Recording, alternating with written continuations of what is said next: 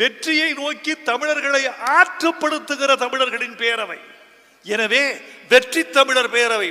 நான் முதலில் நினைத்தேன் தமிழர் வெற்றி பேரவை என்று அமைக்கலாமா என்று நினைத்தேன்.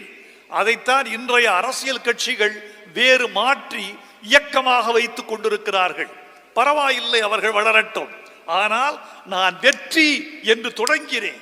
ஏன் வெற்றி என்று தொடங்கினால் எங்கள் நோக்கம், எங்கள் லட்சியம், எங்கள் பார்வை வெற்றியை நோக்கி இருக்க வேண்டும் என்று நினைக்கிறேன். வெற்றி பெறாதவனை இந்த சமூகத்தின் வீதி மதிப்பதில்லை. வெற்றி பெறாதவனை அந்த தெரு மதிப்பதில்லை. வெற்றி பெறாதவனை குடும்பம் மதிப்பதில்லை. வெற்றி பெறாதவனை குடும்ப தலைவி மதிப்பதில்லை.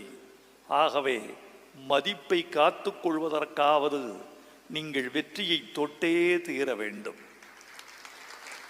அந்த வெற்றியை நோக்கி உங்களை ஆற்றுப்படுத்துகிறோம்.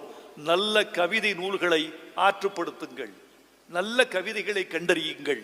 யாரையும் அலட்சியப்படுத்தாதீர்கள். நான் அடிக்கடி சொல்வது உண்டு, எல்லோரையும் நம்புங்கள், அவநம்பிக்கை கொள்ளாதீர்கள்.